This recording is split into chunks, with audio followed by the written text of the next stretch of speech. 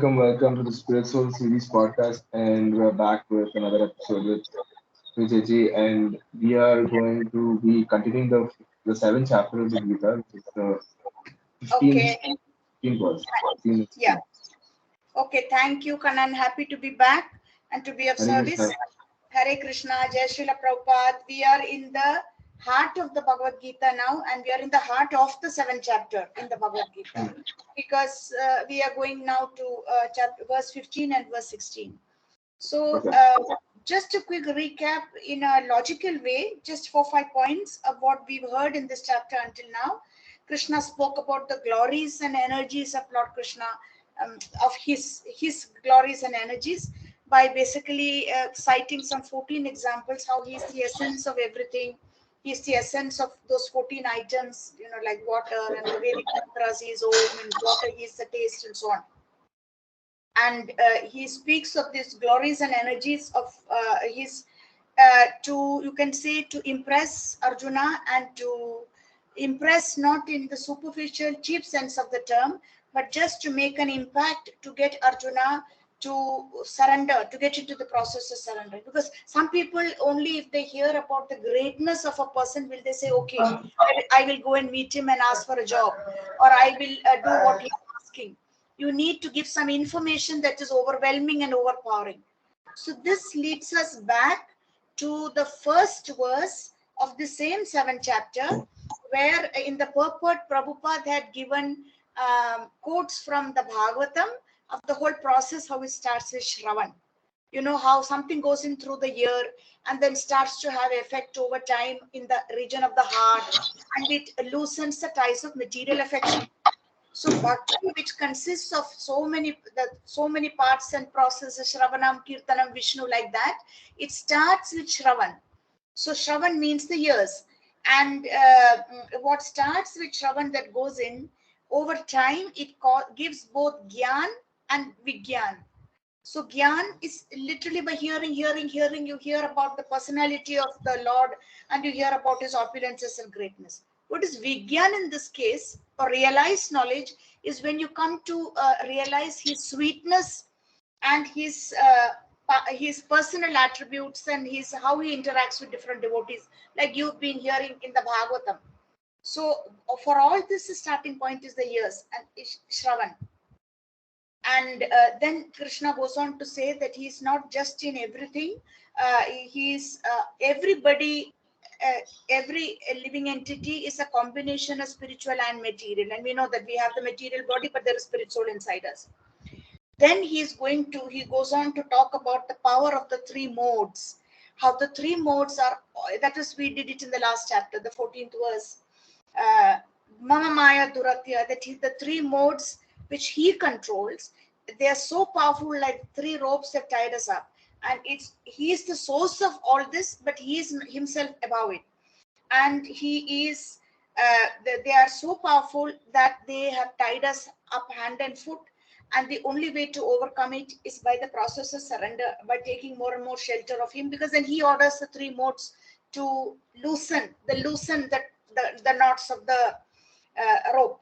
Now, last time I mistakenly told you about Narada Muni having a vision, which is described in the first canto, but it's not Narada Muni, it's Vyasadeva. It's Yeah, Vyasadeva when it's he's going on correct. meditating. Vyasadeva continues meditating, and then Narad Muni appears. Yeah, Vyasadeva is meditating, and Vyasadeva, when he's completely frustrated with the fruits of the results of his labor, and before he gets advice from Narada Muni, the vision he has is of the Lord, and behind the Lord is Maya Devi, or material nature, which comprises of the three modes, standing with folded hands. So she's really in a servant position. So this Maya, or material nature, is completely under in a submissive position with the Lord, and to the more and more we take shelter and surrender to the Lord, the more she will, the less Maya can affect us. So those who are not at all interested in the Lord, just logically, if you take that formula and reverse it, those who are not at all interested in the Lord, it means they are, to a great extent, they are under control of Maya. That is why they've been bewildered, because it is Maya, material nature's job, to cause this bewilderment. To the if the bewilderment is to a greater extent, it means that the less we are interested in or in hearing about or understanding or figuring out Krishna or the Supreme Lord, by whichever, even if you call him by other names. And this bewilderment is because it means that Maya.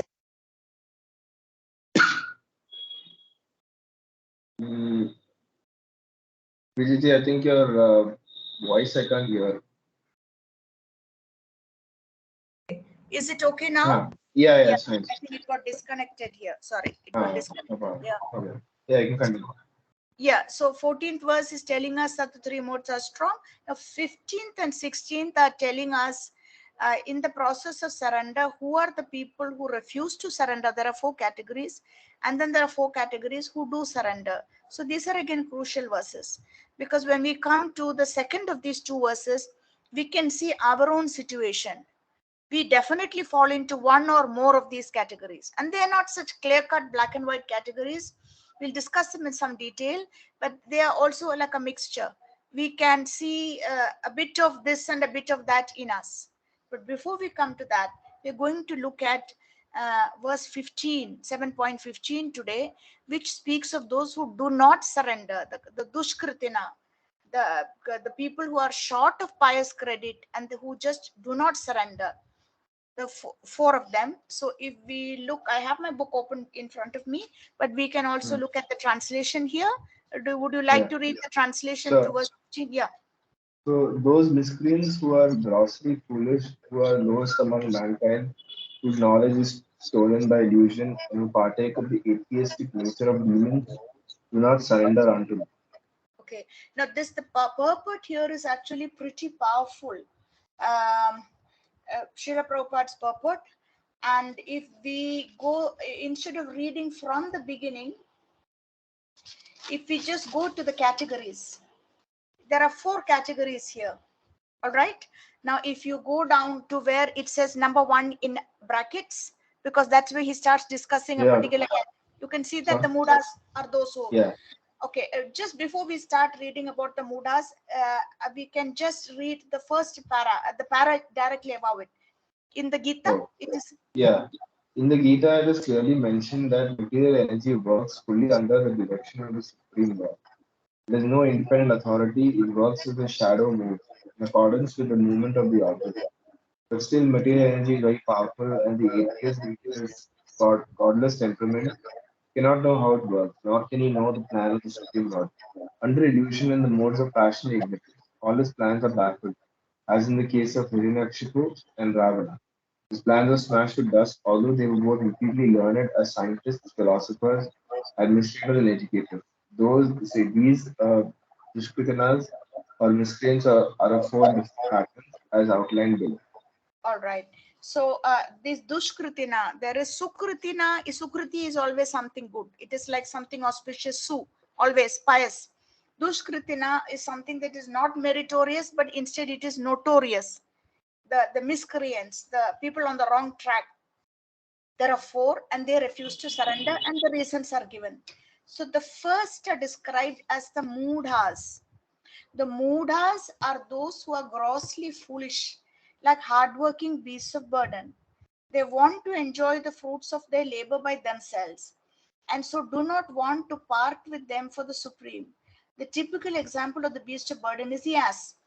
Now, in human beings, if you see the lives of so many of our well paid, um, maybe well employed young people, they earn a lot, but they are not given the facility or the time to actually even enjoy what they earn.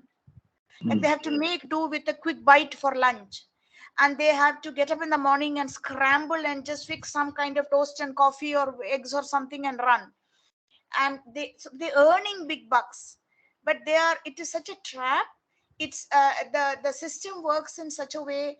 I have heard in Techno Park that they even have a basketball court. They have a variety of restaurants from where food can be offered lunchtime, and the idea is basically to keep them there more and more. They have showers where they can change, and to make them work more and more. And of course, while their bank account, the savings keeps climbing, They are pushed into a position where even if they are intelligent enough to understand that there are higher matters, that it's their duty to inquire, to hear about some higher, more stimulating spiritual stuff, they usually will say, no time.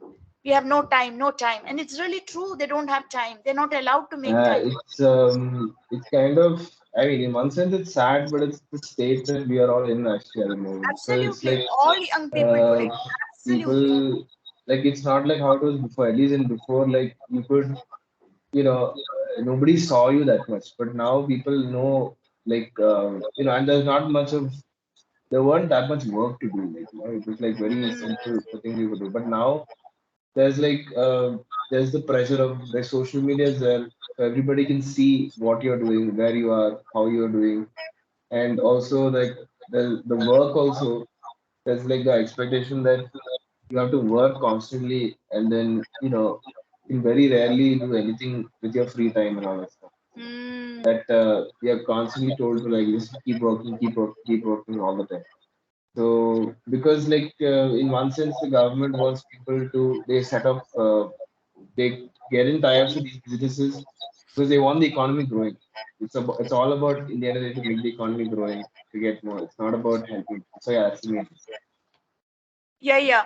And the competition, and earlier, at least one generation ago, for women, the bank, a job in a bank or a job in a school as a teacher or even a lecturer was considered a good option because it meant less work, fixed timings, holidays, weekends off, and you didn't have to bring your work home, at least not to that great extent. And because women were expected to, are still expected to also manage and juggle household duties, this was a right. But it's no longer the case because teachers tell me that they are roped in for, it's not just that they have to do so much overtime, they are roped in for a lot of government schemes, and so also the bank.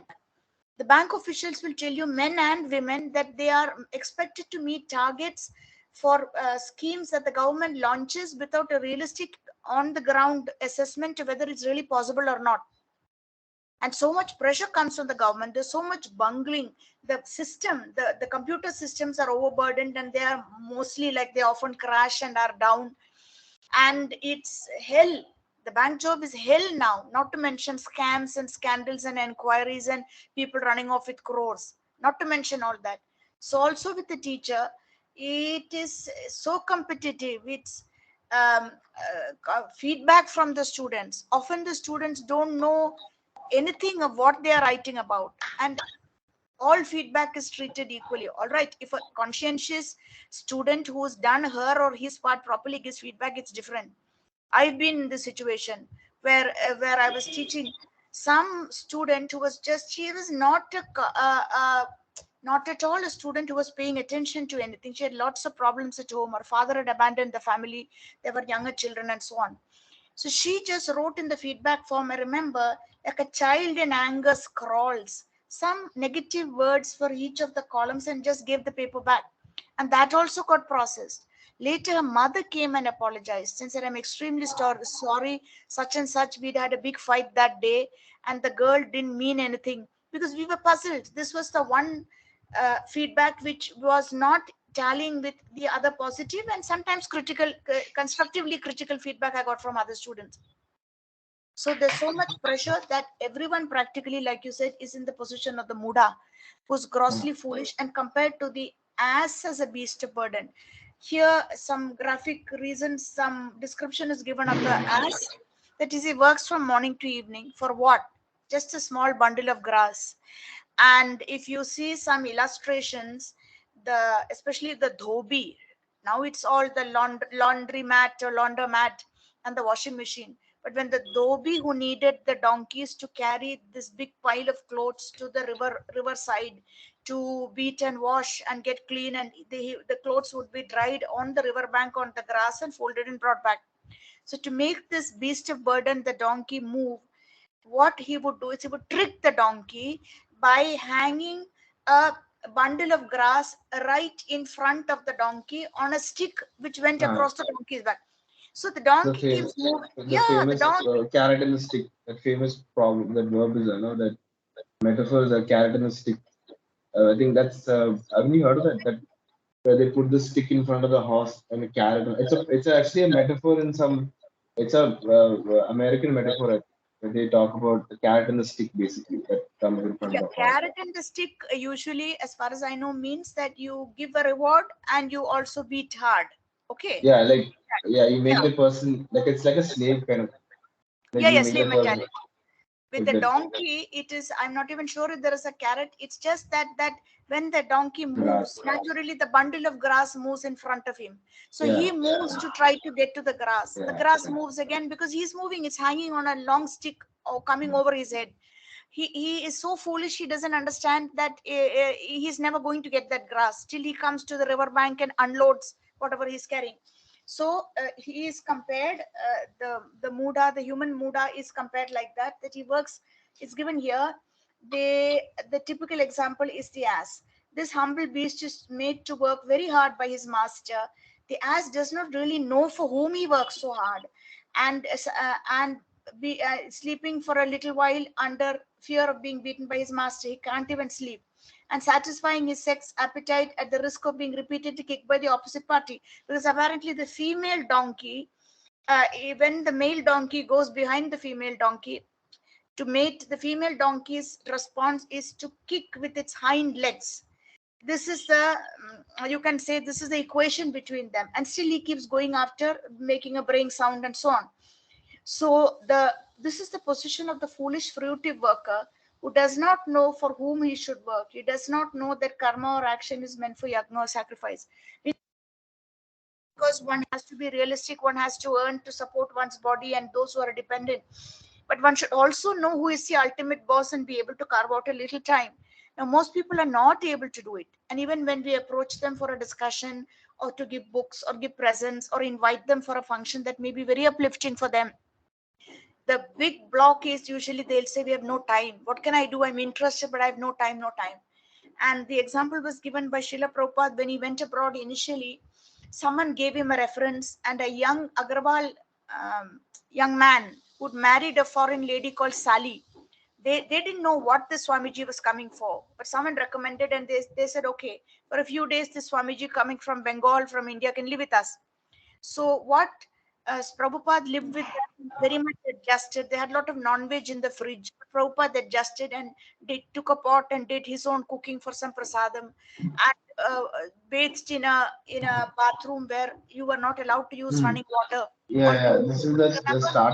starting part when he comes to America. No, that time he That's right. stays in That's the right. Yeah, family. yeah. Yeah, yeah. That's right. So what he noticed was that this Mr. Agarwal would drive hours for a job that was well paid, but all he had for lunch was basically a sandwich, which was fixed. Those days there was no question of a cafe in the workplace.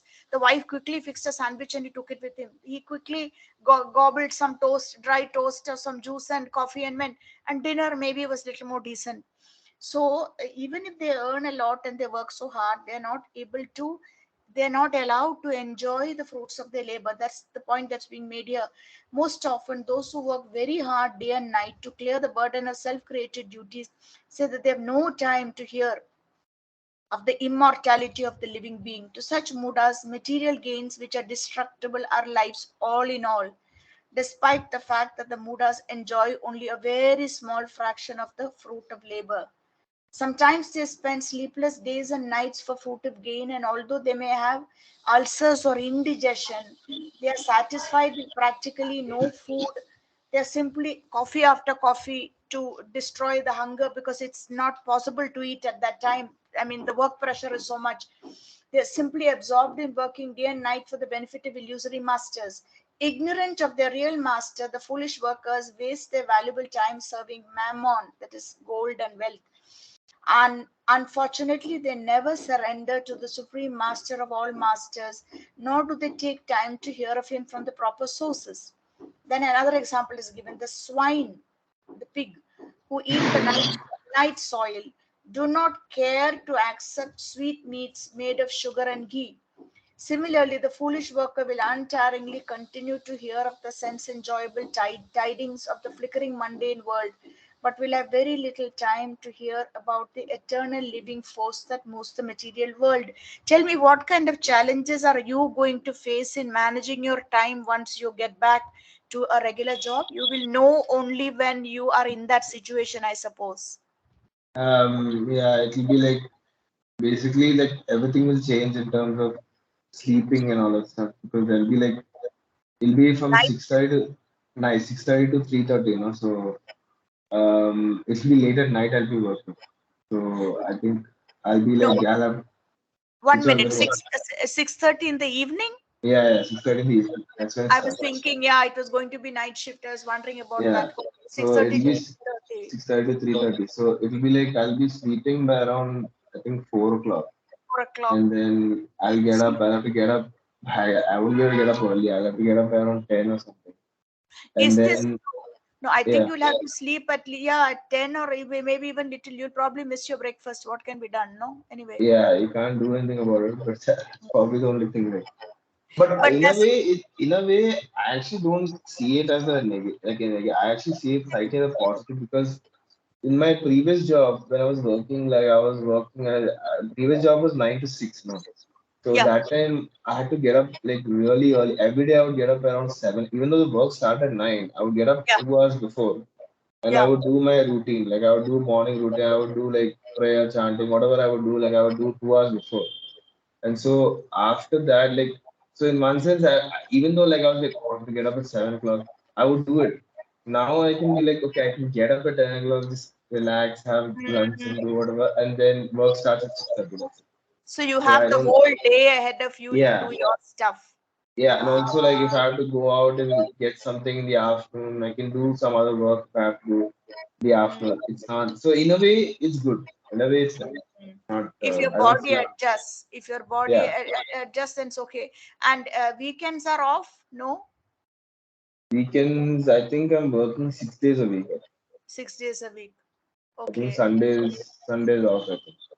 Mhm. And now that you're going to be in Bangalore, it means you have to organize your own food and stuff. It's not like earlier where Yeah. food was provided by your home. No. Yeah. Already like we are doing that. We have been making rice, aloo curry, then dal, chapati. I have a roommate here, no? So we're staying with somebody else. So he's actually my sister's friend's younger brother. So I'm staying with him. We are Okay. both staying in the same room. So we kind of end up making food sometimes. We'll make rice, we'll make aloo, we'll make all these things. Mm. So yeah. You know some proper cooking. Yeah, I can make aloo curry now. No, aloo curry is just one option, but how long will you live on Dal. I dal? can make dal also. I can make rice. I can make chapati. After that, if I can't, like, generally what I do is I just go outside and have masala dosa and I'll come Okay. back. Okay, then you have that option. Yeah. Yeah, there's this like nearby. There's this place where they'll give you like really nice doshas and vadas and all that stuff. So I'll Where go are you there living? Where are you living? in Which part of Bangalore? Koramangala, do you know? Koramangala. I know, of course, I Uh, know Koramangala. uh, Okay. so Koramangala, like there, it's the eighth block. There's Okay. actually a ISKCON. There's an ISKCON center close by actually. Really? In Yeah, this Koramangala. one. I'll check up. Yeah, I called them up actually, but they said that there's no deity here. There's like it's run by some. There's a woman who picked up the call basically. She said like there's no deity here. The deity is in the main center, which is the ISKCON in Bangalore, which is near like very far away from here actually. Here there's no deity. People just come here. It's an ISKCON center, but people just come here to like meditate and some. There are classes on the Gita. There's like Bhagavad Gita. There's Bhagavatam classes. These things are there and all that stuff. So I was like, okay, nice. So I'm like thinking because I want to go once. A week. Um, I want But like planning to go tomorrow to main center instead. So let me see that. I told my sister you also come. I'll have are you, company when I go. yeah, I think you can go and check out the place. I'm not so familiar with Bangalore, so I don't know how it's set up. Koramangalam, I mean, the center in Koramangalam, I don't know. But weather-wise, it's good. No, weather-wise, Bangalore is supposed to be very Yeah, good.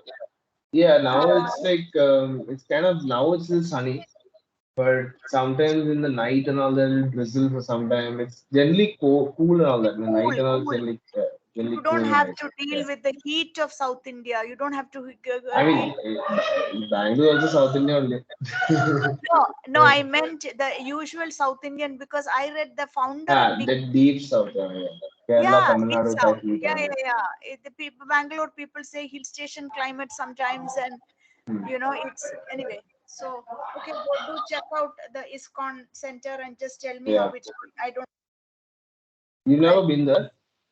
I haven't been to Koramagala. I've been only twice to Bangalore No, in my the birth. the uh, the main center, the main ISKCON center. You never been to? I haven't been there either. I only Oh, know from others who, because I haven't been to Bangalore that much. oh, Only once for my father's niece's wedding. And that time we stayed in Woodlands Hotel and went for the wedding. And within 2 days we were back. And then in between, one of the ISKCONs called me to give a class. So there was a class, there was a lunch after that. That's about it. I don't think I really had the opportunity to go to the big temple. I've heard so much about it, the hill temple. Anyway, and apart from that, there are other temples. There is a Jagannath Mandir. Places wise, I'm kind of vague. Anyway, I'll check up. Okay, so these are the Mudhas, the first category, and the second category who are called the Naradamas, the lowest of mankind. They are people who, I mean, if you read here, that they are not even willing to acknowledge that there is something like a spiritual side to things. At least the Mudas accept that there are higher matters that we need to find out about. There's a higher force somewhere, but it's just that they say they have no time, and they're not able to make the time. But the Naradamas, why they called Nara meaning human beings, Dhamma the lowest of the low of mankind, because they are not willing to make any allowance, or they're not even willing to acknowledge that there is another side to things. So it says here, out of these, no, the civilized human beings are those who have regulated principles of social, political, religious life. Those who are socially and politically developed but they have no religious principles must be considered naradamas. They are, nor is religion without God religion, because the purpose of following religious principles is to know the supreme truth and man's relation with him. In the Gita, the personality of God, it clearly states there is no authority about him, etc. It goes on. But for the whoever loses this chance is classified as a Naradama, is not interested in finding time and is not interested at all in.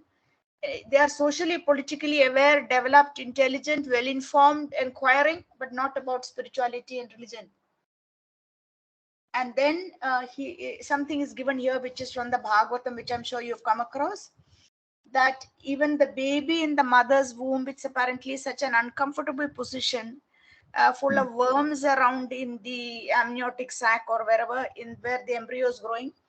Little creatures, worms, not as in our big worms, but little creatures that are automatically there inside our bodies, keep biting. That they pray unknown to themselves with that little consciousness. They pray to God to get them out, to deliver, and Yeah. promise to worship.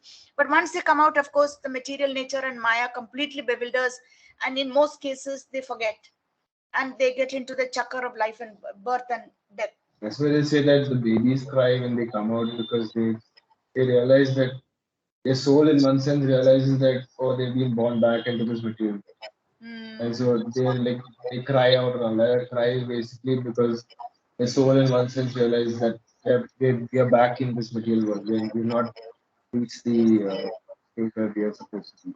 Correct, yeah. And do you know that Sukadev Goswami, Vyasadev's son, Sukadev Goswami in the Bhagavatam, he refused to come out. His I didn't mother's know that. his mother's pregnancy went on for 16 years or something. He just refused Huh? to come out. You can check these details. He just completely refused to come out because he didn't want to come out into the material world and get bewildered again. And when he did come out, he came out full grown and straight away started walking away. And Vyasa Muni had to run after him as a father and said some choice shlokas to attract him back. And one of those choice verses, shlokas that Vyasadeva spouts is something glorifying Lord Krishna in a very sweet and personal way. And hearing that, Shukadev is willing at least to turn around and give the father a chance to bring him up as a Brahmin, do his Upanayan or his so many duties that the father had. So Sukadev was an extreme example of a child that personality, of course, that refused to come out because he was so aware from previous experiences that once you come out, you completely get trapped by Maya.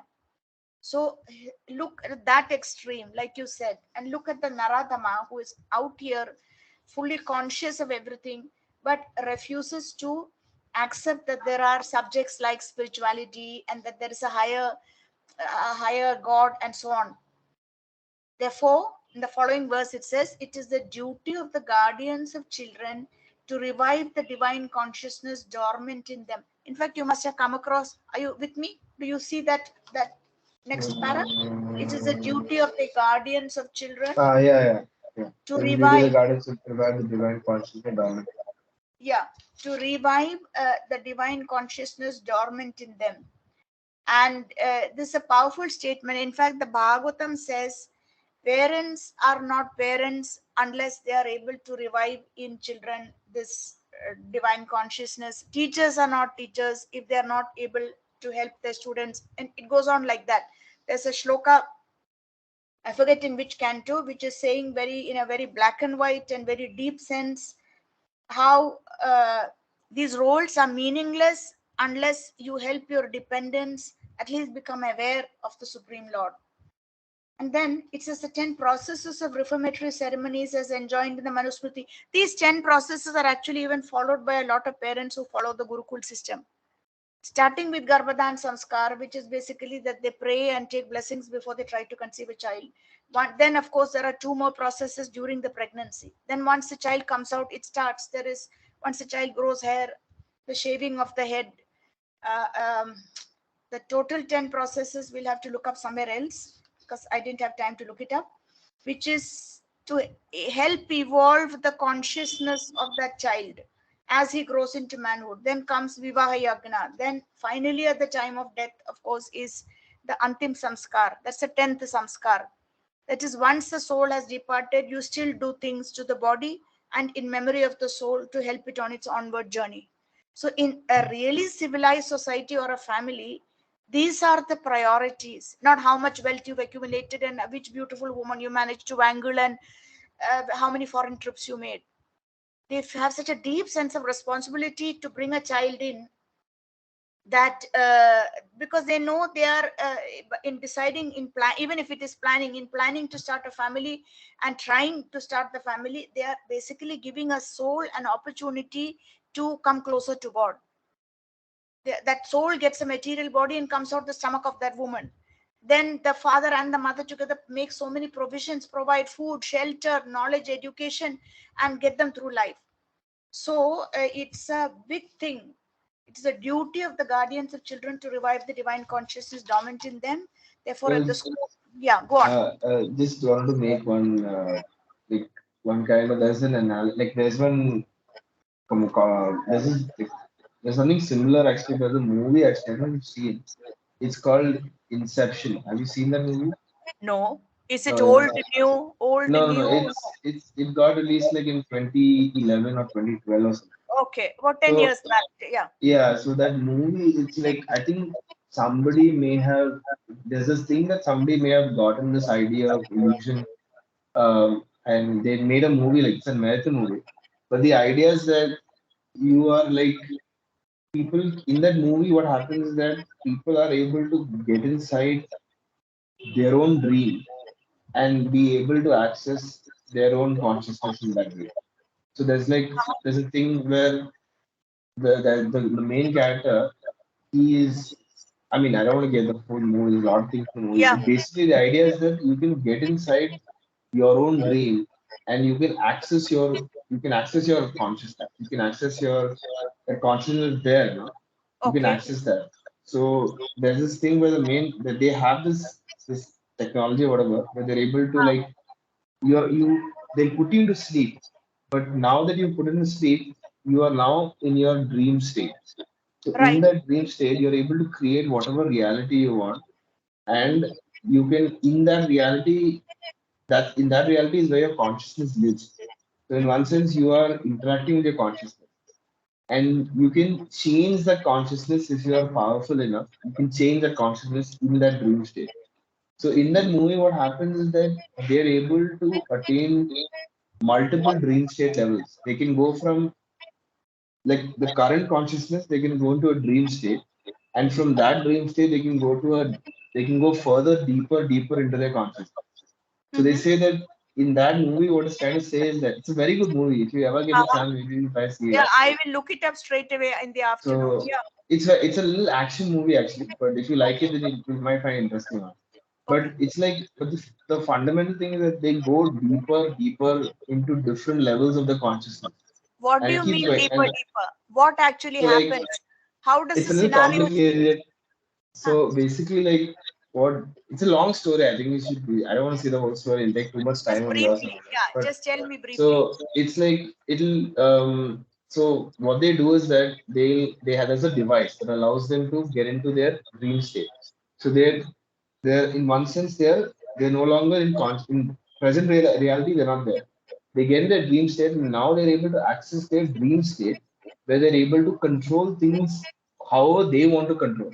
They can make buildings rise if they want. They can make Uh-huh. things go down. They can do all these things in this dream state because it's they are controlling it. But within that, in the movie they realize that you can go even further than just one level of the dream state. You can go further than that. You can go a second level. So within that dream, the same technology they're using, A and they're device. able a device. Basically a They device. Yeah. device. They're using the same. They have the same technology in the dream state, and they go further in. So within what happens is that they sleep in their own dream, and they're able to go into another dream within the other. So when they Okay. go into the next level, they're able to, in a sense, go further into their conscious subconsciousness. Okay. And in that, they're able to access parts of their mind that are so difficult to access in normal circumstances. They're able to easily access it, and they're able to control. And Can you that controlling allows them to change how they think when they go back into reality. no? Can you? Okay, maybe it's too tough and too It's complicated for me. I had to see the movie 5 times to understand it completely, I but say. it's very difficult to explain it in one sense, but you have to see the movie. Okay. But Okay. in a sense, it's dealing with consciousness and sleep. It's dealing with the idea that we, There is um something that called consciousness and how there it is can be altered. Uh-huh. yeah, and also that basically that what you're living through is actually illusion, because in one sense they're talking about that, like, you're going from one level. What it's also saying is that everything that you're seeing is an illusion, because Illusion. all these different states that Dreamlike you're going, state.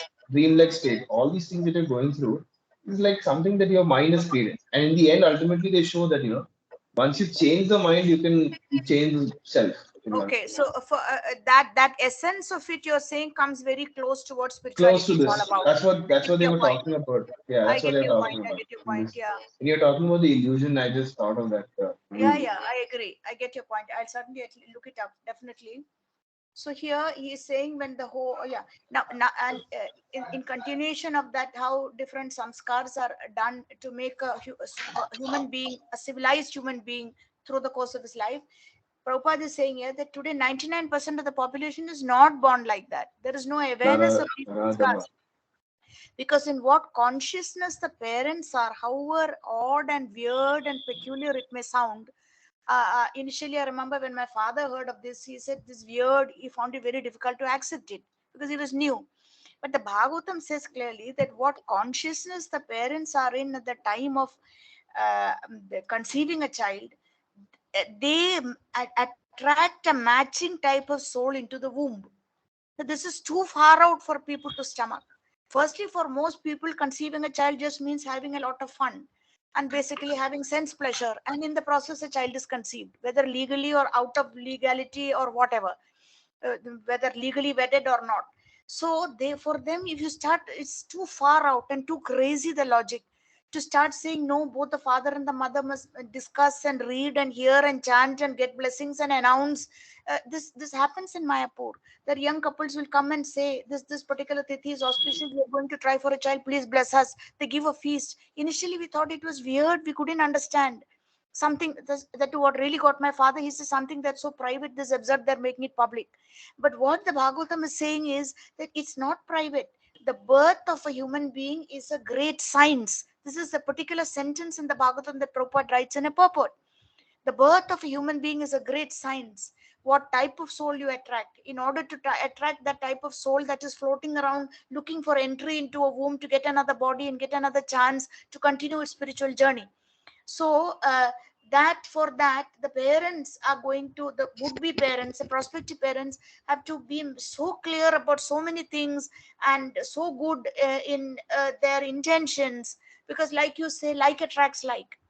You so, and at the timing time, not so in detail, but preferably auspiciously, etc. circumstances. So when they try that, they actually attract such a child, and then once they bring out such a child, it's at least worth putting in that much effort into training such a child. You if instead, without any awareness of any of this, you attract just some demoniac wretched creature, and then lavish your affection and everything on the child. What is the purpose? So it really, that one sentence really hit me, that the birth of a human being is a great science. You get all the scientific details, you believe or you don't believe, and you follow it, and then you progress from there. So since 99% of the population doesn't have a clue what this discussion is about, naturally the kind of kids that are being born are all naradamas. All of us started as naradamas, no clue. By some mercy something clicked and someone appeared and some windows and doors started opening. When the whole population becomes Naradama, naturally all their so-called education is made null and void by the all-powerful energy of physical nature. I remember when this verse was being taught, there were girls in my class who, of course, maybe from the West, so little more open and in one sense degraded, but backgrounds that open. And they said, well, I am the product of the fact that my father and mother went for a drink in a pub. There was no marriage, nothing. They mated, the lady became pregnant, some kind of marriage was offered, and this girl sitting in front of me is basically a product of that. So she said, I can relate to this. What is saying is not so difficult to believe, you see. So when the whole population becomes Naradama, naturally all the so-called education is made null and void. According to the standard of the Gita, a learned man, he is he who sees on equal terms, that we read in the 5th chapter, Pandita Samadarshana. He sees the Pandit, and he sees the elephant, and he sees the dog and the cow and the dog eater all at the same level. Means such elevated consciousness is what we are supposed to attain at the end of one whole life of struggle. And the beginning lies in what our parents did to get us and what facilities they make for us. So there are these 10 samskars that are followed by civilized people, irrespective of which caste they are born into, following the Vedic system. It starts with the Garbhadan samskar, which is the attempt to try to attract a particular soul into the Garbha, or the womb of the mother. So, and then it goes on to many more. As I said, there are 2 ceremonies, 2 more sanskars during the pregnancy. Then once the child comes out, there is all these things like piercing the ear, and the first time the child is brought out to see the world, and shaving the head. They're not just external. It came as an eye opener even for me. There's a particular point in the ears where even for male children, why the earrings are put. Then of course when they grow up, they feel embarrassed and they take it off. Now it's like reverse fashion, men like to wear earrings. But why? Because it has some nerves, some connection with the brain, and it activates certain things. So at a particular point, little tiny earrings are given for even for the male child, not only for the female. The tonsure, the first time the head is shaved, the first time the child is taken out to see the world. Try and put ourselves into the body of such a small child. I would take these babies and children just completely for granted. Your family, there was a small nephew who came recently, your mother's nephew, isn't it, who came from Mm-hmm. America. Your father wrote, this the first time we are going to be seeing him. That is your Yeah, my mother's mother's sister's sister, daughter's son. my mother's sister daughter's son. Son. And So, for a while, your mom's profile picture showed her carrying that little mm, child. Yeah. So try and I have no memory of myself in that stage. But if really a child is the first impressions, it's a big thing in Mayapur. When a child is little bit older, few months, they will bring the child to the temple. So those samskars, the impressions, samskars are nothing but impressions formed on the brain. And those early impressions are very important. But nowadays, unfortunately, kids are thrust into a crush, what to do, and whoever is the crush, the lady in charge there, she will put her sanskars into the child, because it's only in the evening that the parents come back to collect the child. So these mental impressions are what are called samskars, and they're very important. They, like you're talking about this film Inception and going into different levels of consciousness. What lies in our mind, what is put into our mind at that young impressionable age is like it's fantastic. It's great. And therefore it says those samskars, it goes on like that, like as I said.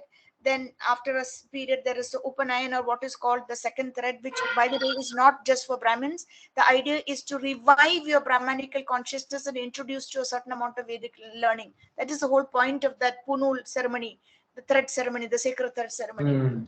It's not the empty show it is today, that suddenly the child son is going abroad, son is already 20 24, and the Brahmin parents say, oh, we didn't do our duty, and they put together grand showy sacred thread.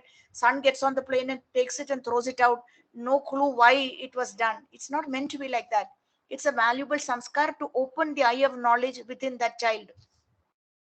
And then of course there is, as I said, there is the next samskar is a vivaha yagya. What's the idea? So that anyway a grown adult needs to put his sexual energy into some bona fide arrangement. So why not one wife, so that through that legally produce children, and whatever sense enjoyment is required, take the responsibility, take care of the tolerate, etc. And later in life, as I said, it goes on. There are more samskars, and the final samskar is what is called the antim samskar, when the body is cremated and different rituals are done. So, but 99% have no clue. They are not born like this. After they are born, they have no clue, no interest. So these are all naradhamas. And Chaitanya Mahaprabhu, in propagating the Bhagavad Dharma or activities of the devotees, has recommended that people submissively hear the message of the personality of Godhead. The essence of this message is Bhagavad Gita. The lowest among human beings can be delivered even by the submissive hearing process. But unfortunately, the Naradamas refuse to hear. They refuse to accept there is a whole subject or a whole body of learning like this. They refuse to give an oral reception to these messages. And what to speak of surrendering to the will of the Supreme Lord? Naradamas, or the lowest of mankind, willfully neglect the prime duty of the human being. So we've talked of two types. There is the Mudha, who knows, but he is so overworked, overtaxed, he has no time, and he will just say he has no time. The next is the Naradama, who is politically, socially, mentally, etc., developed, and he is aware, but he refuses to accept that there is anything like spirituality. So this it's like a it's like an atheist or Not yet. The atheist is coming. oh This okay. is really not yet, not as bad as the atheist. You see, the atheist, the differentiation, the atheist is a fourth category, is the one Asuram Bhava, that he goes out of his way to hurt the devotees. Oh. He launches a counter offensive repeatedly. Like in Sri Lanka, there was this guy, there was a who would invite ISKCON devotees to atheist society, the founder. Even in Kerala, there is.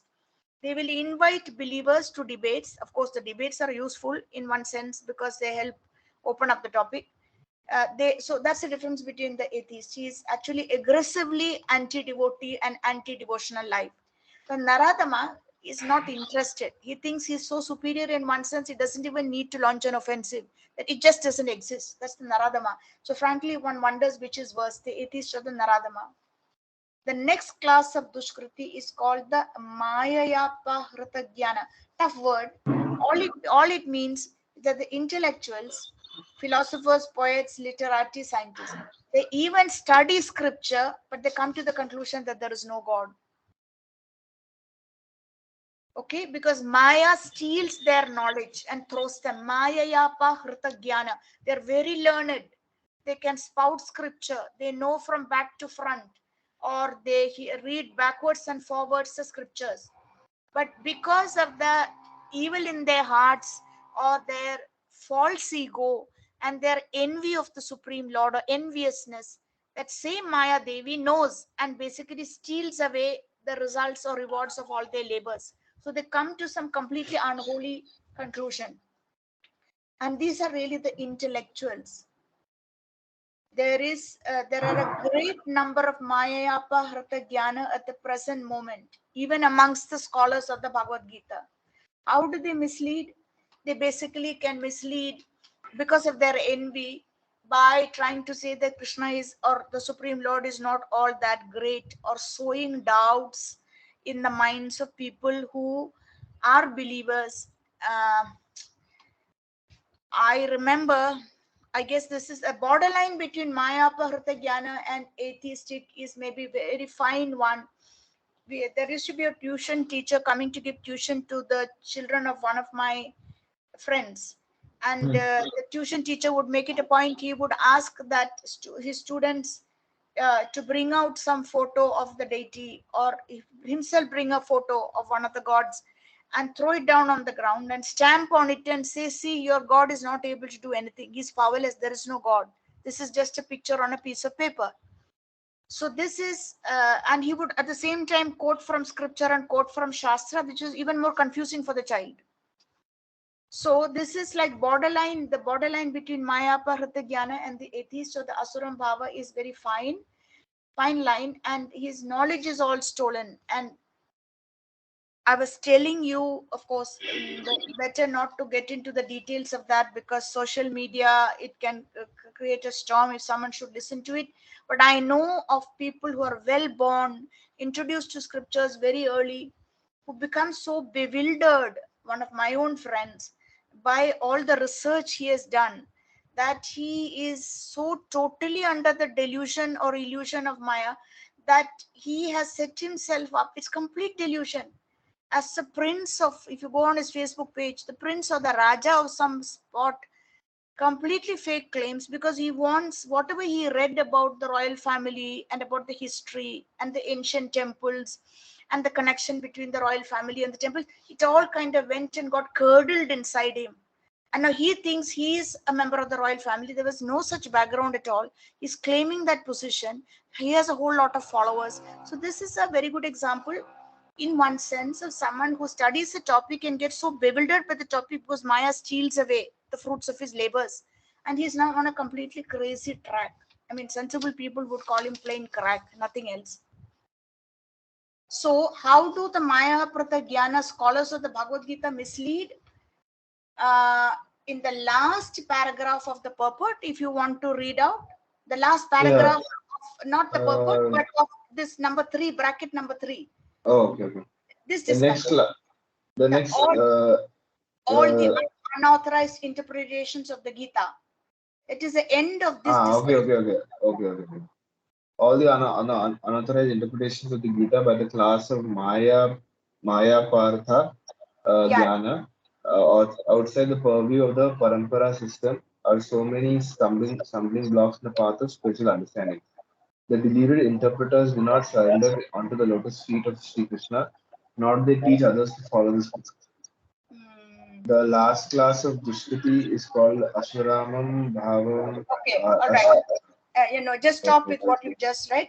So Maya Pahrita Jnana, the best examples are those who study the Bhagavad Gita, write interpretations of the Gita, but they mislead their readers and followers, because they somehow their knowledge is stolen, and instead of going more towards the Lord, they get carried away by their sense, their desire for personal fame and name, and they go away from that direction, and they even go away from the take the readers away from the Supreme Lord. So there are people to watch out for. And the last category of those who do not surrender are the atheists, the hmm. Asuram Bhavam Ashritaha. The Asuram Bhavam Ashrita, or those of demoniac principles, this class is openly atheistic. Some of them argue that the Supreme Lord can never descend upon this material world, but they are unable to give any tangible reasons as to why not. There are others who make him subordinate to the impersonal feature.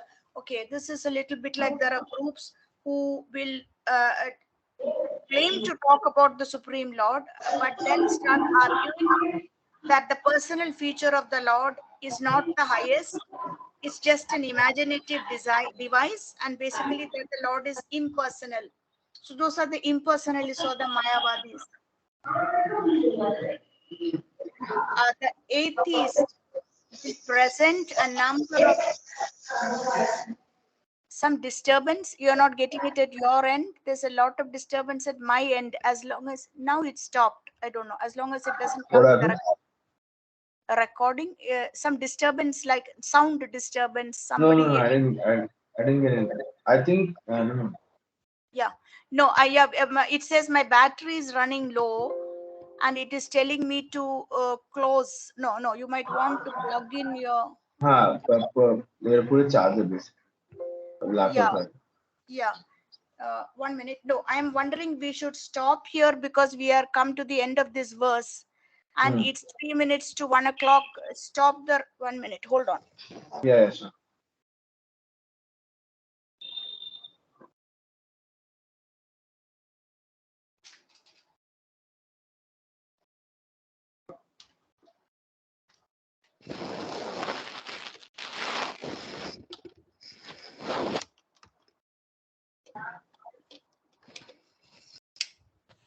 Okay. Yeah, done.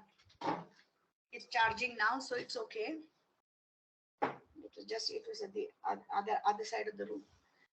Yeah, So we can stop for now also.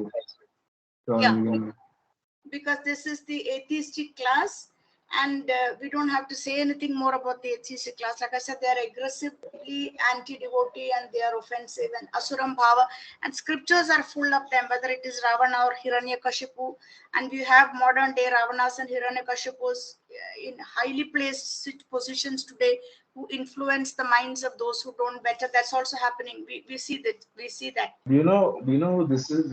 Sri Yamanacharya Alabandru of Yeah, South India. yeah. You know who that? Yamunacharya. No, this is just you Google, you will see. Yamunacharya of South Oh, India said the same Yamunacharya basically is there is a quote that says he spits at the thought of sexual enjoyment, sense enjoyment, because he's developed so much taste for the Supreme Lord and he's tasting the sweetness. So it hmm. is just one of the commentators and leaders, one of the commentators on the Bhagavatam and Bhagavad Gita, and one of the spiritual leaders in South India. Hmm. Alabandaru is the Telugu, like Devagaru, like that, from Telugu land of South India said, "Oh my Lord, you are unknowable to persons involved with atheistic principles because they are completely under the control of Maya. And your uncommon qualities, features, activities, despite your personalities being confirmed by all the revealed scriptures, is in the quality of goodness, and despite your being acknowledged by the famous authorities, you're unknowable to those people." That's Okay. all. He's quoting from Yamunacharya. Like you have Shankaracharya, not on that scale, Hmm. but similarly. He's quoted Yamunacharya in another context also in one of the purports. Hmm. Okay, so these are the four categories of people who do not surrender, and the next one is very interesting because, like I said, the next verse which we'll do next class, Krishna willing, is the four who do surrender, and we can see ourselves in these categories. Hmm. Of each in the reasons why we turned to Krishna, why we turned even to this path, this track. So shall we stop with this? We've gone Yeah, on now. yeah. Yeah. We can start with it. So I'll Okay. just stop the sharing. Yeah, and also, yeah, so I'll just thank you everybody. Come back next week. I'll just Thank stop you. the recording.